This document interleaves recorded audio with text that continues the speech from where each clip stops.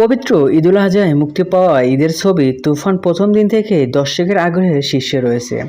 সারা দেশে ছবিটি নিয়ে দর্শকের সারা মুগ্ধ প্রেক্ষাগৃহ কর্তৃপক্ষ। এর মধ্যে ময়মনসিংহের ছায়াবনী প্রেক্ষাগৃহে ঘটল এক ব্যতিক্রম ঘটনা, যা গত 20 বছরেও ঘটেনি।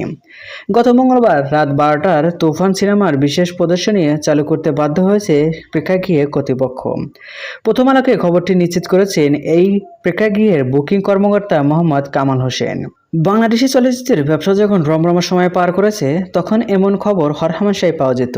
কিন্তু দীর্ঘ সময় ধরে সারা দেশে থেকে গভীর রাতে সিনেমা প্রদর্শনী হওয়ার মতো কোনো খবর মিলছিল না। গত মঙ্গলবার এমন খবর পাওয়া গেল। এবারে ঈদে ছায়াবনী সহ আরও 10টি প্রেক্ষাগৃহে তুফান সিনেমার বুকিং হয়েছে কামাল হোসেনের মাধ্যমে। তিনি বলেন, সন্ধ্যা 6টা ও রাত 9টার শোতেও দর্শকের উপচে পড়া ভিড় ছিল। এই দুই শোতে অনেক দর্শক ছবিটি দেখতে না পেরে ফিরে গেছেন।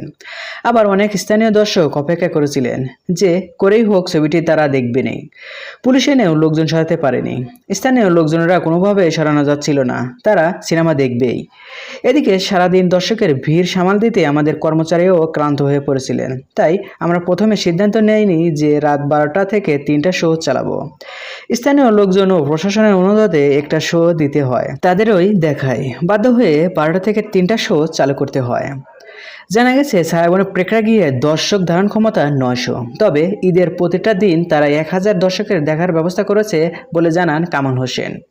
সো ভিউয়ার্স, দেখা যাচ্ছে তুফান সিনেমা ব্লকবাস্টার সিনেমা হতে যাচ্ছে। আর হ্যাঁ, বিনোদন জগতের সকল ভিডিও পেতে চ্যানেলটি সাবস্ক্রাইব করুন। ধন্যবাদ।